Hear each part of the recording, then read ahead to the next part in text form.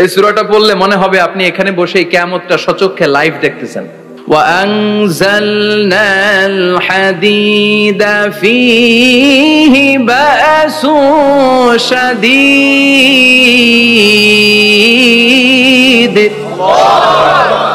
আমি পৃথিবীর মধ্যে লোহা নাজিল করেছি, লোহার ভেতরে আছে ভয়ঙ্কর ধরনের শক্তি। মানাফিউল লিন্নাস, মানুষের জন্য উপকার আছে না নাই? সব কাজে লোহা লাগে। মোবাইল বানাবেন লোহা লাগবে, গাড়ি লোহা লাগবে, বাড়ি লোহা লাগে। এই যে মাইক দিয়ে ওয়াজ করতেছি লোহা আছে না? লোহা ছাড়া কিছুই হয় না। এই পাহাড়ের এত শক্তি যে পৃথিবীর এই থারথার করে কাঁপুনিকে বন্ধ করে দিয়েছে। হালমিন খালকিকা আসাদ্দা মিনাল জিবাল, ইয়া রব, আপনার সৃষ্টিকুলের মধ্যে পাহাড়ের চেয়ে শক্তিশালী কি কিছু আছে? আল্লাহ বললেন নাম আছে। কি সেটা?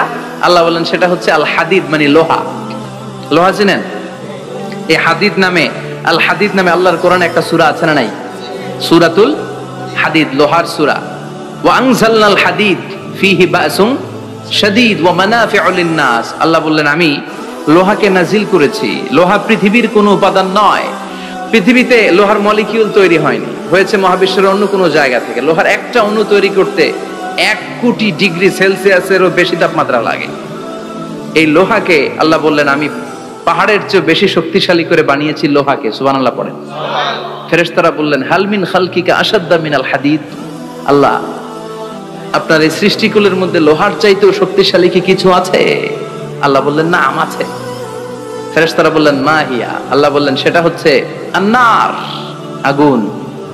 আগুন লোহাকেও গলিয়ে দেয়। সুবহানাল্লাহ পড়েন। ফেরেশতারা বললেন হাল মিন খালকিকা আসাদ্দা মিনান নার। আল্লাহ, আপনার এই সৃষ্টিকুলের মধ্যে আগুনের চাইতেও কি শক্তিশালী কিছু আছে? আল্লাহ বললেন আছে। কি সেটা? আল মা, পানি। পানি মারলে আগুন।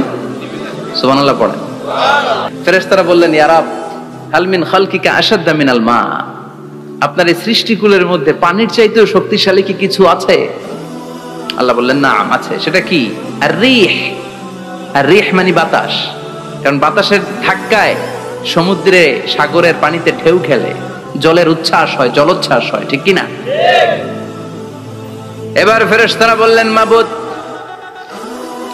পানির চাইতেও বেশি শক্তিশালী বাতাস।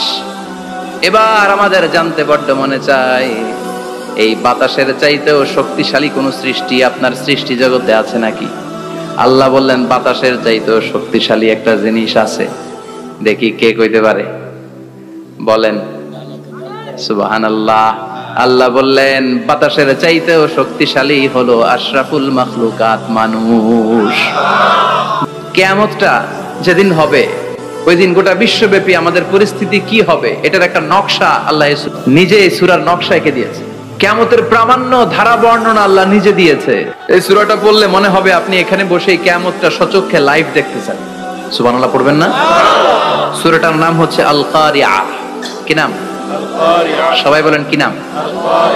আল কারিয়া মানে হচ্ছে বিকট আওয়াজ, ভয়ঙ্কর আওয়াজ, জাইগান্টিক সাউন্ড, বোম্বাস্টিক মার্কা সাউন্ড।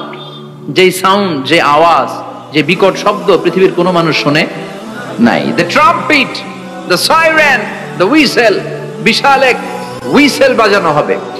ওই হুইসেল বা সাইরেন বাজানোর ফলে বিকট একটা শব্দে গোটা বিশ্ব ভেঙে খান খান হয়ে যাবে।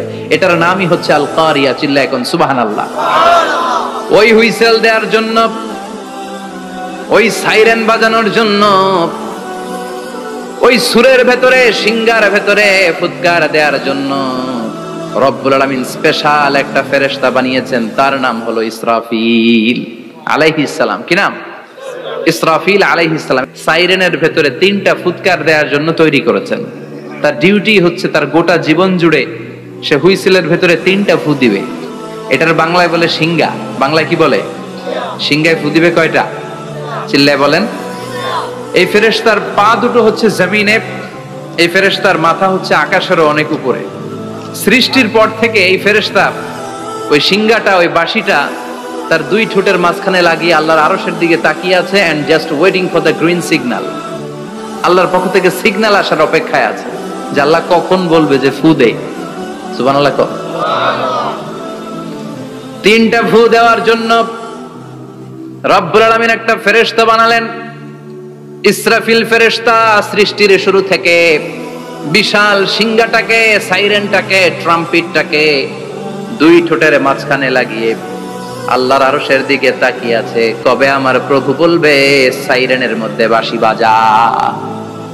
He is waiting. ঠিক এই মুহূর্তে যখন আমি কথা বলছি আর আপনারা শুনছেন, ঠিক এই মুহূর্তেও ওই সাইরেনটা ওনার দুই ঠোঁটের মধ্যে লাগানো, আর উনি আরশের দিকে তাকিয়ে অপেক্ষা করছে কখন আমার রব আদেশ করে, আর তখন আমি সিংহায় ফুৎকার দিয়ে গোটা বিশ্বটারে মেসাকার বানিয়ে দিব। সুবহানাল্লাহ। এই ঘটনাটাই আল্লাহ প্রামাণ্য দলিল দিয়ে বর্ণনা করেছেন। আর বর্ণনা করতে যে এই সূরার নাম দিয়েছেন আল কারিআ। কি নাম? মানে বিকট আওয়াজ, ভয়ঙ্কর আওয়াজ, বজ্রনিনাদ, মহাপ্রলয়ের সেদিন এমন আওয়াজ হবে যে আওয়াজ পৃথিবীতে কেউ কোনোদিন আমরা শুনি নাই। পৃথিবীতে কে সবচেয়ে বড় আওয়াজের কি শুনেছেন বলেন? সিডরের ভয়ঙ্কর আওয়াজ। হ্যাঁ, কিসের আওয়াজ? বজ্রপাত। বজ্রপাত, থান্ডার, হেডার আওয়াজটা আসলেই ভয়ঙ্কর। আমি বছরের বেশিরভাগ সময় জুড়ে থাকি মালয়েশিয়াতে। মালয়েশিয়ার পাশের দেশ সিঙ্গাপুর।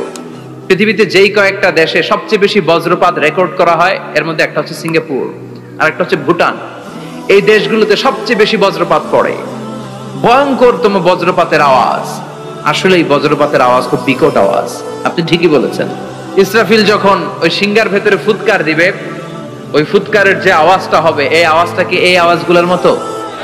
কথা বলেন। এর চেয়ে অনেক ভয়ঙ্করতম আওয়াজ, যে আওয়াজ শুনলে আপনার হৃদয় শিউরে উঠবে, কেঁপে উঠবে।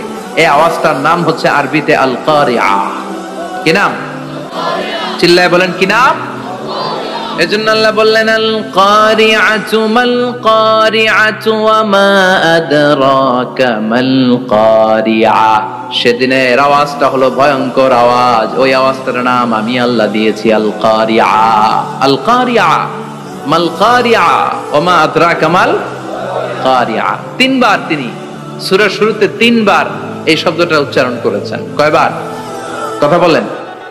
তিনবার। যে কোনো জিনিস তিনবার যখন আমরা বলি, গুরুত্ব বোঝানোর জন্য বলি না? বিশ্বনবী মাঝে মাঝে কোনো জিনিসের ইম্পর্টেন্স, সিগনিফিকেন্স, তাৎপর্য এবং গুরুত্ব বোঝানোর জন্য তিনবার বলতেন। কয়বার? একবার বিশ্বনবী তাকওয়া নিয়ে ওয়াজ করতেছিলেন আর বলছিলেন আত-তাকওয়া হা হুনা, আত-তাকওয়া হা হুনা, আত-তাকওয়া হা হুনা, ওয়া ইউশিরু ইলা সাদরিহি সালাস মাররাত। তাকওয়া এখানে, তাকওয়া এখানে, তাকওয়া এখানে বলে বিশ্বনবী উনার হৃদয়ের দিকে, কলবের দিকে তিনবার ইঙ্গিত করেছেন। কয়বার? তাকওয়া মানে কার ভয়? আল্লাহর ভয়। আল্লাহর ভয় নিয়ে যখন ওয়াজ করছিলেন বিশ্বনবী বলছেন তাকওয়াটা